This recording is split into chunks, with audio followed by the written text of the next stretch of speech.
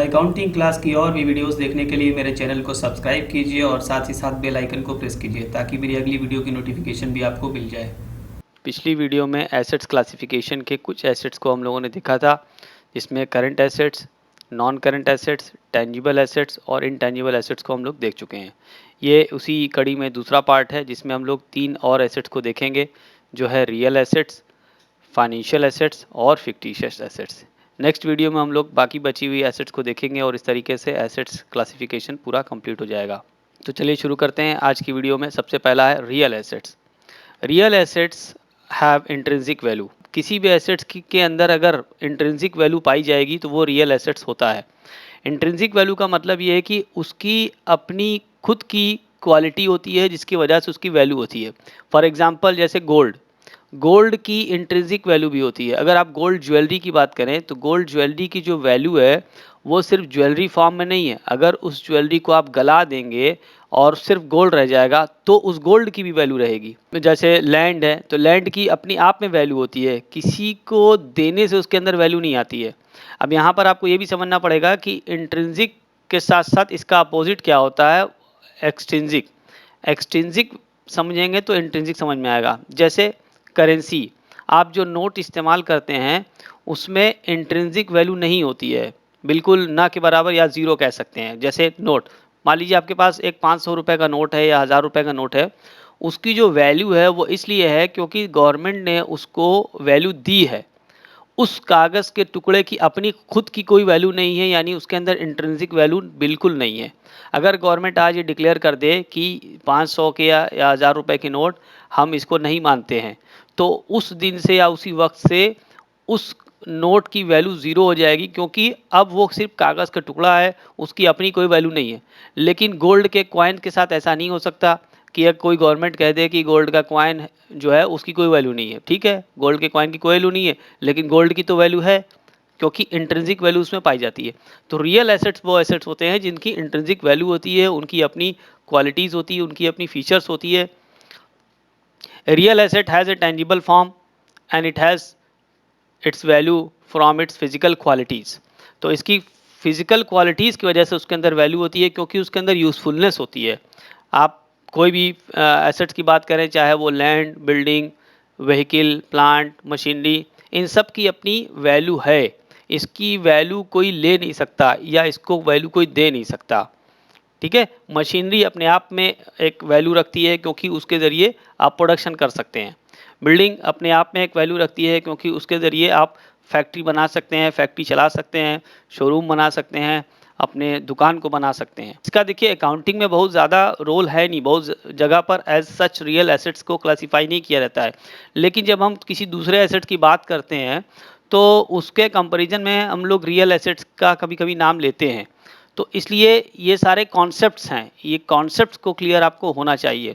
Accounting में जो use होते हैं एसेट्स वो ज़्यादातर current assets, non current assets और इंटेंजिबल एसेट्स, यही सब होते हैं जो पिछले पार्ट में हम बता चुके हैं, या liquid assets. Real assets tend to be more stable than financial assets. अभी इसके बाद नेक्स्ट में मैं बताऊंगा फाइनेंशियल एसेट्स, लेकिन यहाँ पर समझने के लिए आपको बता देता हूँ कि फाइनेंशियल एसेट्स वो होता है जिसकी इंट्रिंसिक वैल्यू नहीं होती है।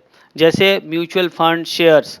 अगर आपने कोई कंपनी का शेयर्स खरीदा है तो आपको क्या मिलता है, एक पेपर मिलता है, एक सर्टिफिकेट मिलता है, और वो आपके लिए फाइनेंशियल एसेट्स है। उस कागज़ या उस पेपर की वैल्यू है क्योंकि उसकी वैल्यू उस कंपनी ने दी है, उस कंपनी की सील है, उस कंपनी की उस पर गारंटी है कि हाँ इतना पैसा दिया जाएगा, बॉन्ड के ऊपर या शेयर्स के ऊपर, डिबेंचर्स के ऊपर। लेकिन उसमें इंट्रिंसिक वैल्यू कुछ नहीं होती है।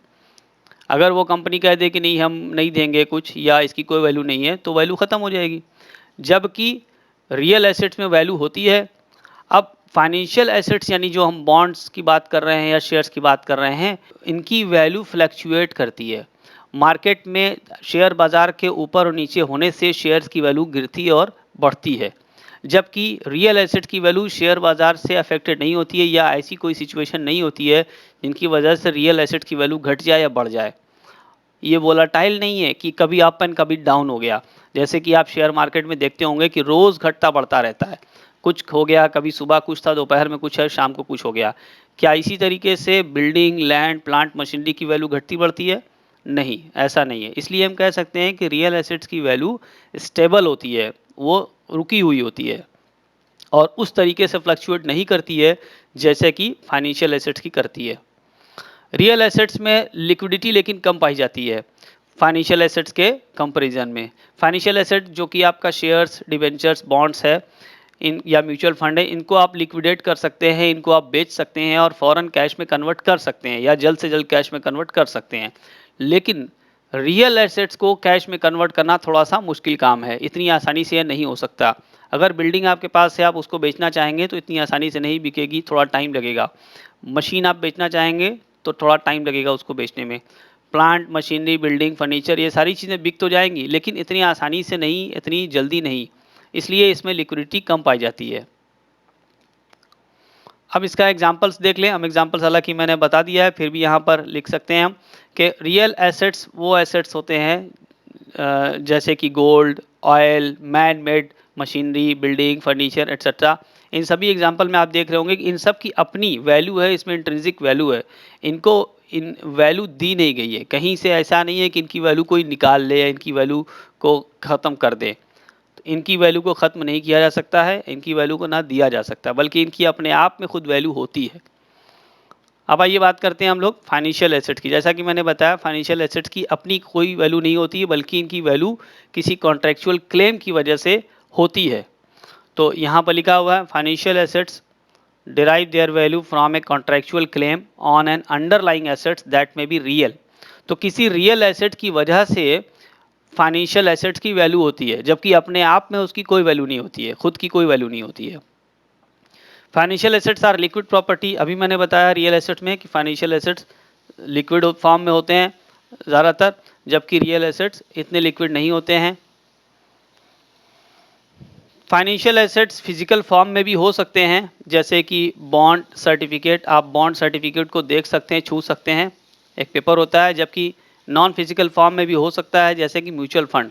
म्यूचुअल फंड के केस में आपको कोई सर्टिफिकेट नहीं मिलता है पेपर पे, बल्कि वो एक डिजिटल फॉर्म में होता है। आपको इन्फॉर्मेशन टाइम टू टाइम मिल जाती है डिजिटल फॉर्म में, ईमेल के थ्रू। इसका एग्जांपल्स है फाइनेंशियल एसेट्स का, शेयर्स के बंडल को स्टॉक कहते हैं। जैसे 10-10 शेयर का एक बंडल एक स्टॉक कहलाता है, या कंपनी तय करेगी कि वो कितने कितने शेयर्स के बंडल को स्टॉक कहती है। Bonds, mutual funds, banks deposit, investment account etcetera, ये सारे फाइनेंशियल एसेट्स होते हैं। अब आइए तीसरा देखते हैं, फिक्टिशियस एसेट्स। ये बड़े मज़ेदार होते हैं। इनका जो नाम है वो थोड़ा अजीब सा सुनने में लगेगा आपको। वो हैं आर्टिफिशियल, या हिंदी में कहते हैं उसे काल्पनिक या कृत्रिम संपत्तियाँ।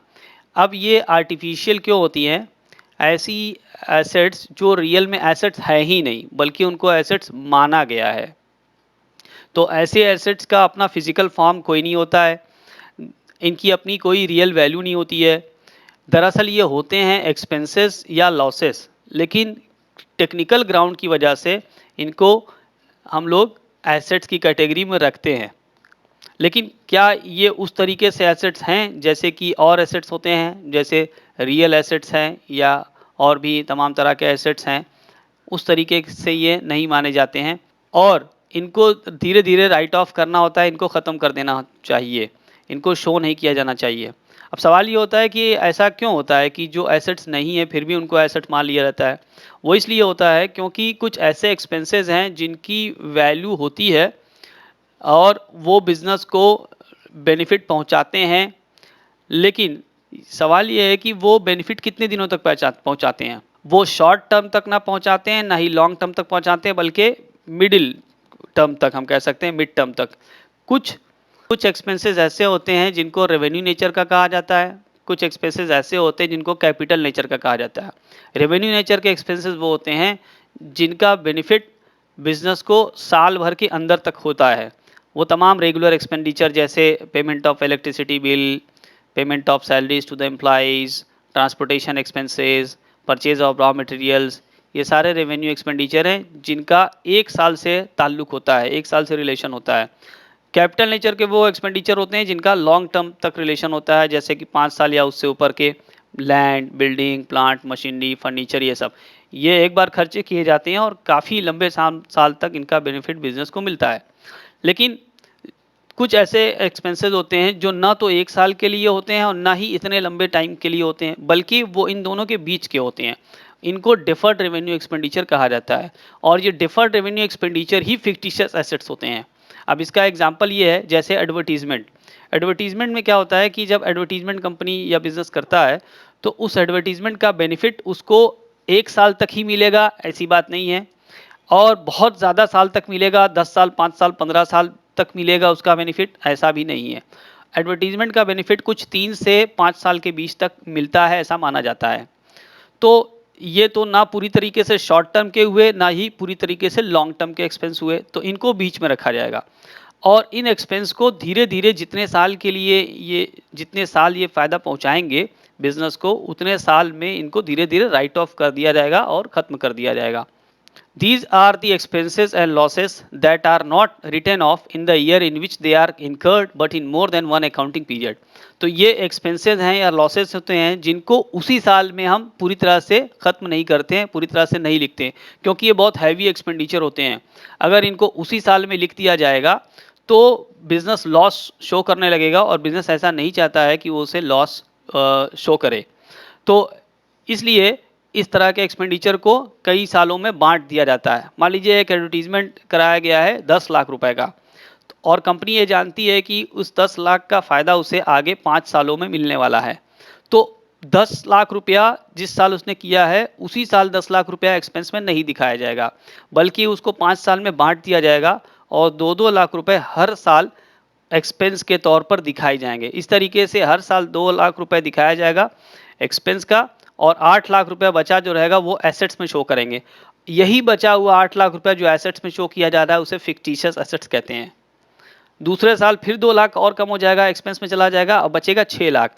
अब ये 6 लाख फिर फिक्टिशियस एसेट्स में उस साल शो होगा, और इसी तरीके से 5वें साल में वो ज़ीरो अमाउंट होगा फिक्टिशियस एसेट्स में, और पूरी तरीके से ये अमाउंट आपका लॉस का या एक्सपेंसेस का खत्म हो जाएगा। अब इसके एग्जांपल्स देख लेते हैं। एग्जांपल्स में जैसा कि मैंने बताया, एडवर्टाइजमेंट एक्सपेंसेस का मैंने एग्जांपल आपको दे ही दिया है।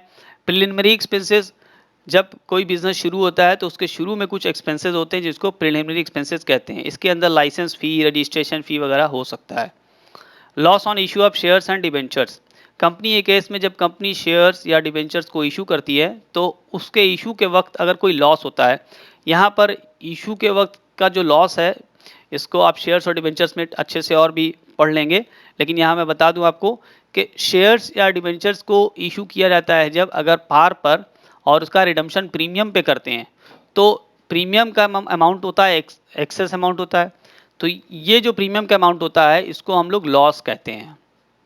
या discount on issue of shares, जैसे शेयर 100 का है लेकिन कंपनी ने उसे 90 में इशू किया है, तो 10 रुपये का डिस्काउंट हो गया, तो ये जो डिस्काउंट है ये भी फिक्टिशियस एसेट्स की कैटेगरी में आएगा और इसको धीरे धीरे राइट ऑफ करना होता है।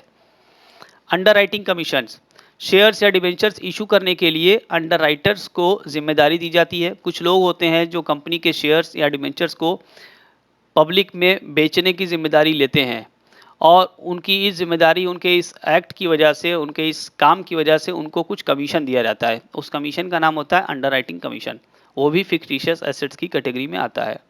ब्रोकरेज, ब्रोकरेज बिजनेस को लाने के लिए कुछ लोगों को ब्रोकरेज दिया जा सकता है, ये एक तरह का कमीशन होता है। Interest paid out of capital during construction, construction के दौरान अगर कैपिटल को कोई इंटरेस्ट पे किया जा रहा है तो वो भी फिक्टिशियस एसेट्स होता है। मान लीजिए कंस्ट्रक्शन के लिए आपने कोई लोन लिया है, तो उस लोन पर जो इंटरेस्ट होगा वो भी फिक्टिशियस एसेट्स होगा। Research and development expenditures not adjusted, research and development ये भी एक बड़ा अमाउंट होता है जो एक बार किया जाता है और उसका बेनिफिट बिजनेस को कई सालों तक होता है, तो उसको भी धीरे धीरे राइट ऑफ कर दिया जाता है, और जब तक राइट ऑफ नहीं किया जाएगा उसको फिक्टिशियस एसेट्स मान के बैलेंस शीट के एसेट साइड में शो करते रहेंगे। और debit balance of profit and loss account, company के केस में ऐसा होता है कि अगर उनको लॉस हुआ है तो उस लॉस को कैपिटल में से घटाया नहीं जाता है, बल्कि उस लॉस को एसेट्स के साइड में दिखाया जाता है। जबकि आप जानते हैं कि पार्टनरशिप और सोल प्रोप्राइटरशिप के केस में अगर लॉस होता है तो उस लॉस को कैपिटल में से घटा दिया जाता है, कैपिटल में से डिडक्ट कर दिया जाता है। कंपनी केस में ऐसा नहीं करते हैं, उसी लॉस को एसेट्स मानते हैं और वो एसेट भी फिक्टिशियस एसेट्स होगा। जैसा कि डिफिनीशन में मैंने शुरू में बताया कि ये दरअसल एक्सपेंसेस होते हैं और लॉसेस होते हैं, जिनको टेक्निकल ग्राउंड के बेस पर हम लोग फिक्टिशियस एसेट्स मान लेते हैं या एसेट्स मान लेते हैं। और ये एक वजह और भी होती है कि ये तमाम तरह के जो एक्सपेंसेस आप देख रहे हैं, इन किसी भी एक्सपेंस को आप सेल नहीं कर सकते, आप इसको बेचना चाहें नहीं बेच सकते हैं, जबकि जो रियल एसेट्स होते हैं उनको अगर आप बेचना चाहें तो बेच सकते हैं। उम्मीद करते हैं आपको ये इन्फॉर्मेशन यूजफुल लगी होगी। Thanks for watching. अगर आपने मेरे चैनल को अभी तक सब्सक्राइब नहीं किया है तो प्लीज़ इसको सब्सक्राइब कर दें और बेल आइकन को प्रेस कर दें ताकि मेरी हर वीडियो की नोटिफिकेशन मिल जाए।